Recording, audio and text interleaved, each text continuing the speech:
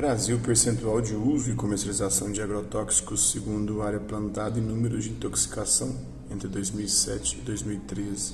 Mais terra, mais veneno. O crescimento da comercialização e uso de agrotóxicos por área é quilos por hectare. Então, são 10,32 quilos. Na verdade, comercialização e uso de agrotóxico por área aqui, e área plantada. 10,32 quilos por 62.389 hectares. 2007, 3,8 casos de intoxicação por 100 mil habitantes, 12,17 quilos por hectare, 65.528 hectares em 2008, 3,7 casos de intoxicação por 100 mil habitantes, 65.722 hectares, 12,61 quilos por hectare em 2009, já aumentou para 4,19 casos de intoxicação por 100 mil habitantes, 65.375 hectares, 15,74 quilos por hectare, em 2010 já aumentou para 4,8 casos de intoxicação por 100 mil habitantes, em 2011 68.158 hectares, 15,21 quilos por hectare e 5,32 casos de intoxicação.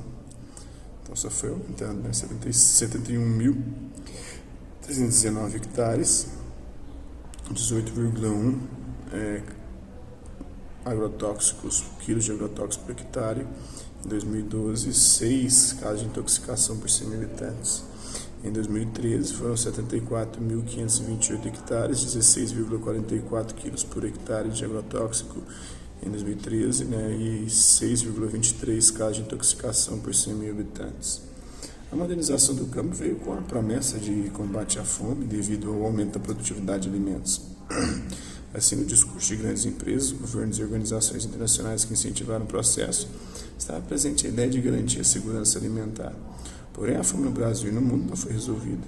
Segundo dados da Organização das Nações Unidas para a Alimentação e Agricultura, a FAO, de 2019, cerca de 9 milhões de pessoas passam fome cotidianamente no país. Hoje são 30 milhões. Depois da pandemia, isso ocorre porque a causa da fome não é a quantidade de alimentos produzidos, mas sim a concentração de riquezas, conforme concluiu o geógrafo brasileiro Josué de Castro, que viveu de 1908 a 1973 em estudos publicados ainda nos anos de 1940. A distribuição da produção de alimentos e de recursos para sua produção, entre eles a terra, é, portanto, a maneira viável de combate à persistência de situações de insegurança alimentar. José de Castro analisou a fome como fenômeno geográfico, concluindo que se tratava de um problema derivado da distribuição de riquezas de terras, fato que vem sendo comprovado ao longo do tempo. O autor teve importante atuação política de combate à fome e defendeu intensamente a reforma agrária no Brasil. Com a finalidade de produzir em larga escala, o agronegócio tem utilizado a biotecnologia para manipular e alterar geneticamente espécies animais e vegetais, produzindo assim organismos geneticamente modificados, OGMs. Segurança alimentar é a capacidade de produzir e garantir que a população tenha acesso a alimentos suficientes para satisfazer suas necessidades diárias, permitindo que leve uma vida ativa e saudável. Um dos principais aspectos da segurança militar é garantir o acesso a produtos nutritivos. Josué de Castro, Cidadão do Mundo, é um documentário sobre a vida e a obra de Josué de Castro, um dos pioneiros no mundo a produzir estudos sobre a fome, publicados nos livros Geografia da Fome e Geopolítica da Fome. Os investimentos em OGMs, nos organismos geneticamente modificados, têm como objetivo, por exemplo, aumentar a resistência de produtos agrícolas a pragas e doenças, o que levaria a menor dependência de pesticidas, ou ainda a biofortificação, isso é o aumento do valor nutricional dos alimentos. O plantio em larga escala de variedades de organismos geneticamente modificados, porém pode ter consequências desastrosas ao meio ambiente. Os impactos à biodiversidade são os que mais preocupam. No caso de plantas, os organismos modificados geneticamente, sua introdução pode alterar as dinâmicas naturais de reprodução das espécies não domesticadas e pode gerar superpragas, afetar os nutrientes do solo. A relação da produção dos organismos geneticamente modificados com a soberania alimentar das populações. A disseminação de pólen desse tipo de planta pode contaminar cultivos feitos em bases ecologicamente sustentáveis, descaracterizando produtos de origem agroecológica. Além de diminuir a diversidade natural de espécies, esse é um risco que limita a oferta de espécies e alimentos ao consumidor. Soberania alimentar é o direito dos povos em definir suas próprias estratégias sustentáveis de produção, distribuição e consumo de alimentos que garantam o direito à alimentação a toda a população, com base na pequena e média produção, respeitando suas próprias culturas e a diversidade dos modos camponeses de produção, de comercialização e de gestão. Então, questões em foco, Reforma agrária no Brasil. A reforma agrária no Brasil é uma solução para a concentração de terras no país. O tema é polêmico e suscita um amplo debate envolvendo argumentos favoráveis e contrários de diversos atores, como os latifundiários, os trabalhadores rurais sem terra, movimentos sociais e partidos políticos. Pequenas e médias propriedades no Brasil. As pequenas e as médias propriedades rurais no Brasil são diversas em relação ao uso e ocupação. Nelas se realizam desde atividades ligadas a pequenas empresas rurais e à policultura, quando vários produtos são cultivados no mesmo terreno, até serviços como turismo. Essas diferentes unidades produtivas são propriedade de pequenos empresários, principalmente produtores familiares.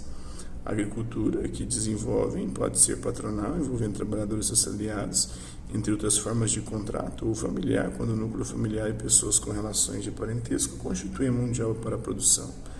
Além disso, a diversidade se expressa nas técnicas que usam e nos destinos dados à sua produção. Observamos, portanto, desde áreas de média e pequena propriedade que incorporaram modernas técnicas agrícolas até as que lançam mão de técnicas rústicas. As lógicas associadas a essas situações vão da lógica do mercado, tipicamente capitalista ligada ao agronegócio, até as voltadas ao autoconsumo e que desenvolvem relação íntima e sustentável com as dinâmicas da natureza. As pequenas e as médias propriedades brasileiras são responsáveis por abastecer o mercado interno com produtos que a população utiliza na sua alimentação diária. São elas que mais praticam a policultura. A agricultura familiar responde por quase 50% do café e da banana produzidos no Brasil, 80% da produção de mandioca, 42% da produção de feijão, entre tantos outros alimentos, segundo o censo de 2017. A produção chega a um montante de 107 bilhões de reais ao ano.